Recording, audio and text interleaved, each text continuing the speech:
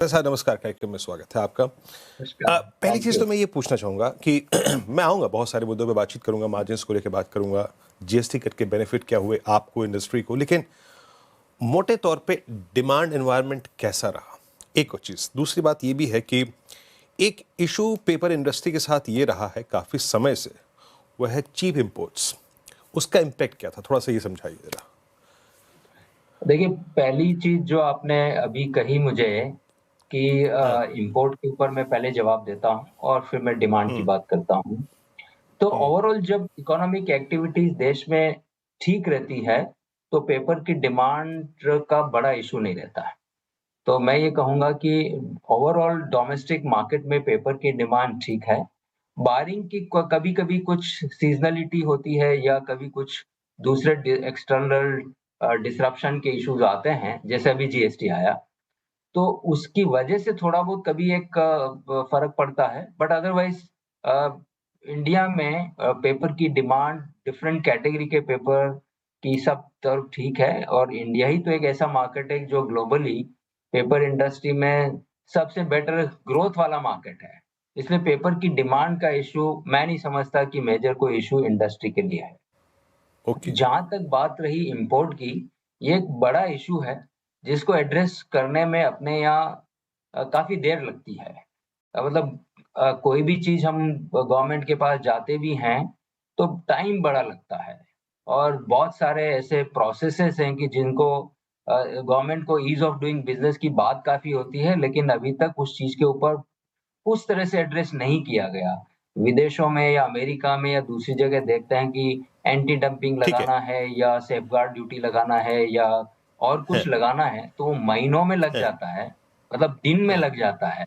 और हमारे यहाँ है। तो 6 महीने, 8 महीने, 9 महीने, 12 महीने मतलब एक नॉर्मल ट्रेंड है ये। सो उससे एक हुँ, इश्यू बहुत बड़ा आता है और इंडस्ट्री सफ़र करती है। अ, अभी ओके। आपको लेटेस्ट एग्ज़ाम्पल देता हूँ कि जीएसटी की वजह से जो नोटबुक का पेपर है, उसकी आईजीएसटी की रेट 0 कर दी गई।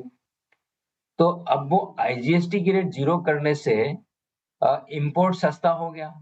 डोमेस्टिक इंडस्ट्री में तो जब आप आउटपुट के ऊपर 0 करते हैं, तो उसका इनपुट का जो क्रेडिट होता है, वो रिवर्स करना पड़ता है।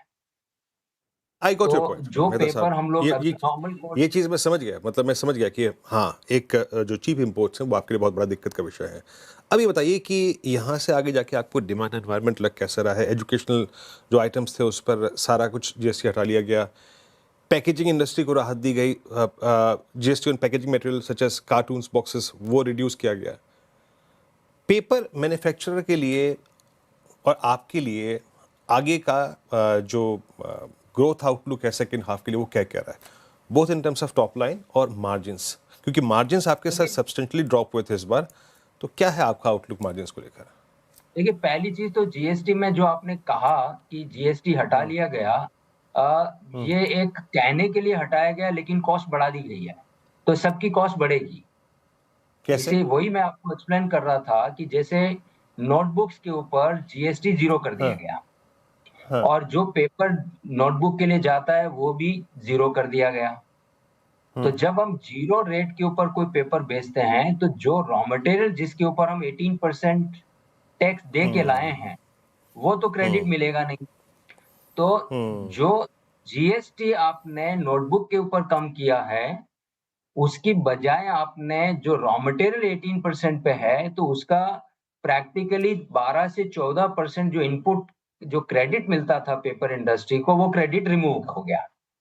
तो पेपर की बेसिक रेट जो है वो 8 से 9 रुपए बढ़ गई। तो नोटबुक जो मैन्युफैक्चरर है, उनको पेपर महँगा मिलेगा। ऐसे ही खाली ये पेपर ही महँगा नहीं मिलेगा, उनकी जितनी जो जीएसटी कंप्लायंट सर्विसेज़ हैं, उसका इनपुट क्रेडिट उनको मिलेगा नहीं, जो अभी तक मिलता था। उनके कैपेक्सेज़ हैं, जो कैपेक्स का हाँ, जीएसटी क्रेडिट अभी तक मिलता था, वो नहीं मिलेगा। तो नोटबुक्स हाँ, जीएसटी आपने 0 किया है, लेकिन कस्टमर को हम्म, नोटबुक्स 2 से 4% महँगी मिलेगी, क्योंकि आपने ओके, दिखाने के लिए है, तो जीएसटी 0 किया, लेकिन इनपुट का जो क्रेडिट मिलता था, वो विथड्रॉ कर लिया। ओके, ठीक है। तो वो ये इनपुट क्या क्रेडिट का होता जो है कि कई बार चीज़ें समझ में नहीं आती पब्लिक को, तो हाँ, ये हमने गवर्नमेंट को ठीक है। रिप्रेजेंटेशन किया है कि ये आपने ठीक नहीं किया हम्म, है। ऐसे ही आपने पैकेजिंग ओके। का बताया कि 5% कर दिया गया, लेकिन जो हाँ, पैकेजिंग का जो पेपर है, वो जो हाँ। 12% था, वो 18% कर हाँ। दिया गया आपने। तो जो मैं पेपर हुँ। दूँगा पैकेजिंग वालों को, वो तो मैं 18% पे दूँगा। यानी वो ये जो कार्टन इनपुट क्रेडिट बेचेगा, वो विथड्रॉ जो हुआ 5% है पे ये बेचेगा। एक बड़ा सेटबैक है इंडस्ट्री के लिए सर, आप मानते हैं ना? बहुत बड़ा तो सेटबैक है ये। Okay, okay.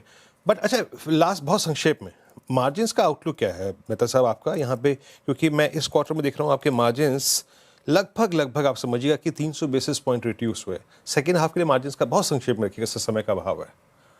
देखिए, मार्जिन का जहाँ तक सवाल है, हमारी रॉ मटेरियल कॉस्ट काफ़ी बढ़ी है और प्राइसेज़ इम्पोर्ट सस्ता आता है, इसलिए प्राइसेज़ गिरी हैं। तो अब जब इम्पोर्ट के ऊपर कुछ गवर्नमेंट एक्शन ले, तब कुछ प्राइसेस बेटर हो सकते हैं। पैकेजिंग बोर्ड में गवर्नमेंट ने एक एक्शन लिया है, तो उसमें तो सुधार के चांस हैं, लेकिन दूसरे जो पेपर हैं, उसमें प्राइस का सुधार तब तक नहीं होगा जब तक गवर्नमेंट और कोई एक्शन नहीं लेगी। तो एक तो गवर्नमेंट को एक्शन लेना है। रॉ मटेरियल की अवेलेबिलिटीज़ मानसून के बाद थोड़ी-सी सुधार पे आएगी, तो रॉ मटेरियल का कॉस्ट ज़रूर क्वार्टर 3 और क्वार्टर 4 में प्रैक्टिकली क्वार्टर 4 में रॉ मटेरियल की कॉस्ट जो होगी वो थोड़ी-सी कम होने की उम्मीद है। तो मुझे लगता है कि Q3 एंड Q4 थोड़ा-सा बेटर होगा जो अभी रहा है क्वार्टर। ओके, चलिए मेहता साहब बहुत बहुत शुक्रिया और आई होप सरकार आपको ये जो 2 मुद्दे आपने रखे हैं, इंडस्ट्री ने रखे हैं उसको सुनेगी, उस पर कोई निवारण होगा। बहुत बहुत शुक्रिया सर इसका कार्यक्रम में शामिल होने के लिए and best of luck for next quarter. Nifty